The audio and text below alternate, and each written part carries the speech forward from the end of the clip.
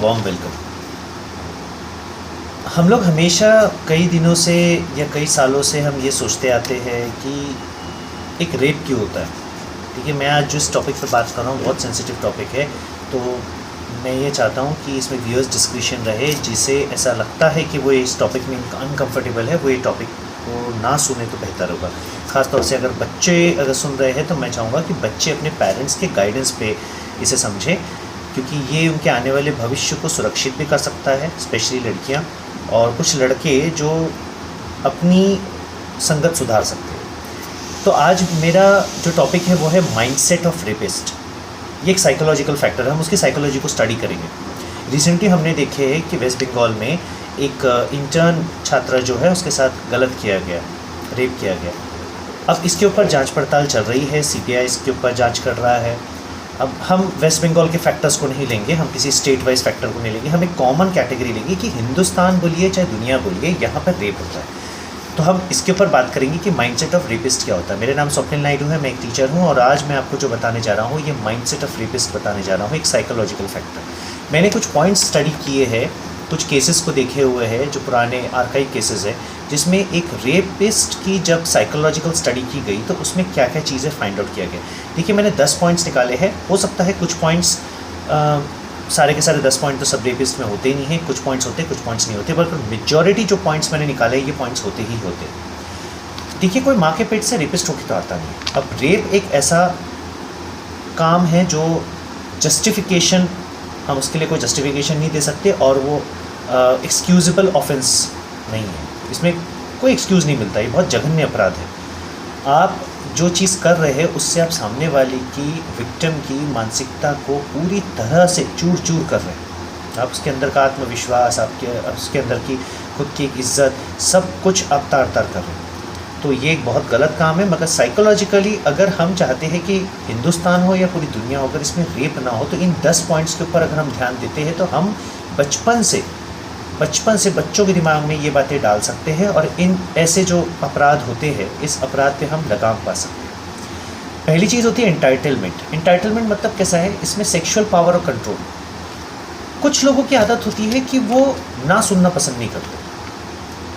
अब देखिए, ना सुनना पसंद नहीं करना मतलब क्या है, आपसे कुछ मांगा, आपको ना बोल दिया गया, आपने धूम मचा ली, ये गलत है। अगर आप किसी भी हालत में ना नहीं सुनते हैं, देखो ज़िंदगी में ना सुनना पड़ता है। जब तक आप ना नहीं सुनोगे ना, तब तक आप ये समझ ही नहीं पाओगे कि आपने ऐसा क्या किया है जिसके कारण आपको ना का आंसर मिला सामने वाले से। तो ये एंटाइटलमेंट प्रॉब्लम बहुत बड़ी रहती है। ये हर चीज़ को अपने ईगो पे लेते हैं, ईगोइस्टिक। हमने ये ऑब्जर्व किया है कि रेपिस्ट के माइंड में ईगो बहुत होता है। अब ये ईगो कई प्रकार के होते हैं। ये मेंटल फैक्टर होता है, ये फिजिकल फैक्टर होता है, ये सोशल फैक्टर होता है, सोशल एनालॉजी होती है, ये एक साइकोलॉजिकल ट्रॉमा होता है। ये कई तरीके के एंटाइटलमेंट्स बनते हैं। दूसरा होता है लैक ऑफ एम्पैथी। वो विक्टिम के प्रति कोई एम्पैथी नहीं रखता।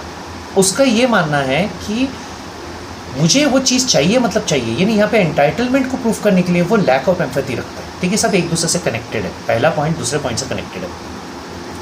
विक्टिम की फीलिंग, उसकी बाउंड्री, ये सबकी वो रिस्पेक्ट ना करते हुए सिर्फ अपने आप को सेटिस्फाई करने के लिए उसके ऊपर ज़ोर और ज़बरदस्ती करता है, जिसके कारण एक ऐसा अपराध हो जाता है जो अपराध सामाजिक तौर पे और मानसिक तौर पे बहुत जघन्य माना जाता है। ऑब्जेक्टिफिकेशन। देखो, ऑब्जेक्टिफिकेशन क्या होता है, एक ऑब्जेक्ट होता है, एक ऑब्जेक्शन होता है, एक ऑब्जेक्टिफिकेशन होता है, दोनों में डिफरेंस है। ऑब्जेक्टिफिकेशन मतलब viewing womens as a sex object. इनकी जो संगत होती है ना, इनकी संगत ऐसी थी कि वो औरतों को कुछ गिनते ही नहीं है, लेडीज़ को, लड़कियों को, मतलब उनकी इसमें छोटा बच्चा, बूढ़ा, रिश्तेदार, उनके लिए हर एक लेडी एक सेक्स ऑब्जेक्ट होता है। ये ऑब्जेक्ट जो होता है, ये ऑब्जेक्टिफिकेशन उनके दिमाग में क्रिएट कर देता है, यानी नहीं, मुझे इसको सिर्फ क्या समझना है, एक ऑब्जेक्ट यूज़ करना और फेंकना है, जैसे टिश्यू पेपर होता है। ये बाकी के पिछले जो 2 पॉइंट्स हैं उनसे मेल खाता है, क्योंकि उनके कारण ये होता है। 4th पॉइंट होता है aggression, using force and violence. Rape कभी भी ना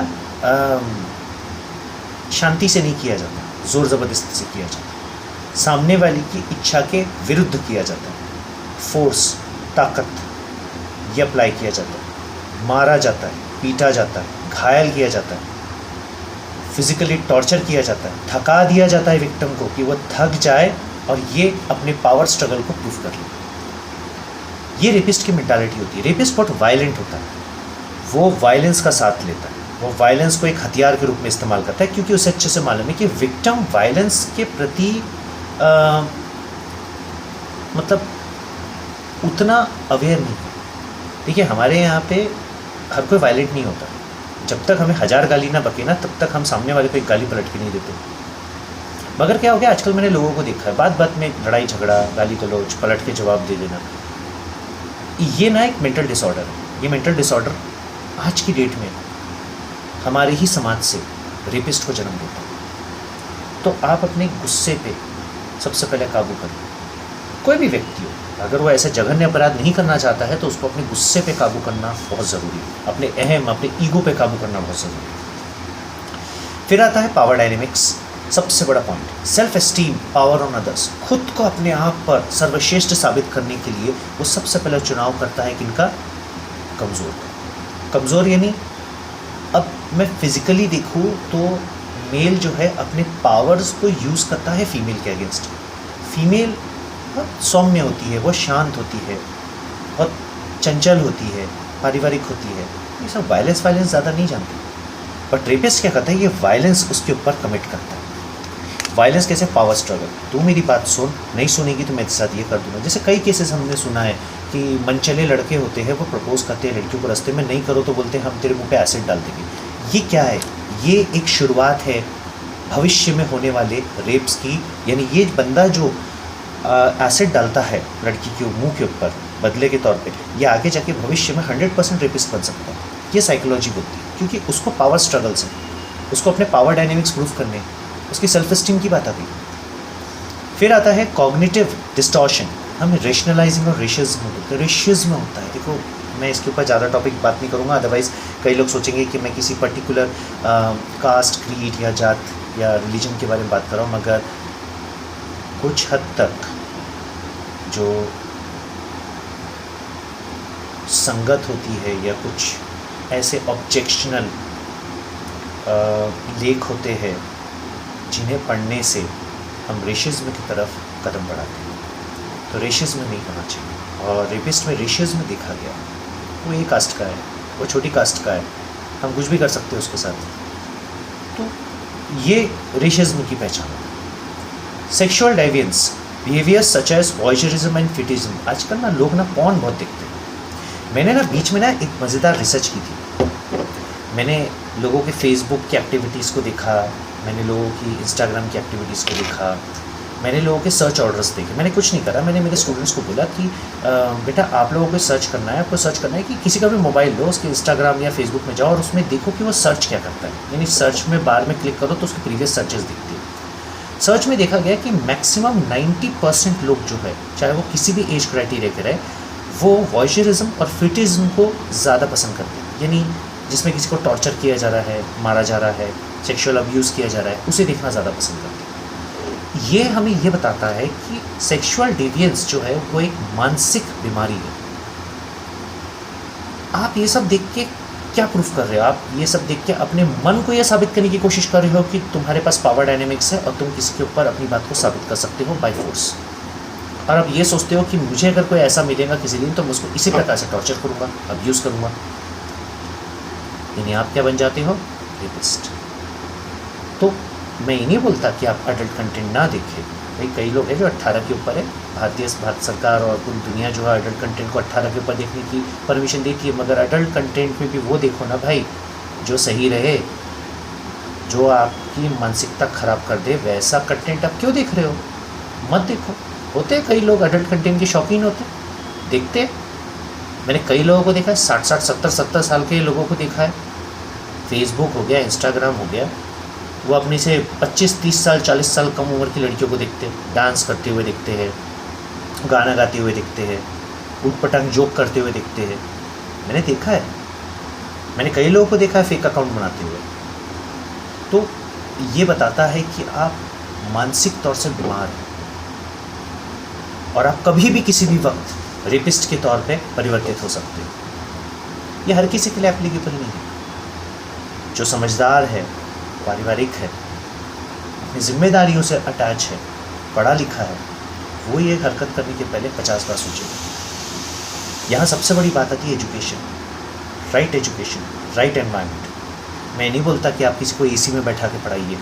अगर गरीब घर का बच्चा भी है, अगर उसके माँ बाप उसको बराबर शिक्षित करते हैं, सही तरीके से स्कूल भेजते हैं, सही शिक्षा दिलाते हैं, सही टीचरों के बीच में रखते हैं, उसकी संगत पे उस बराबर ध्यान देते हैं, वो बच्चा कभी रास्ते से नहीं भटकेगा।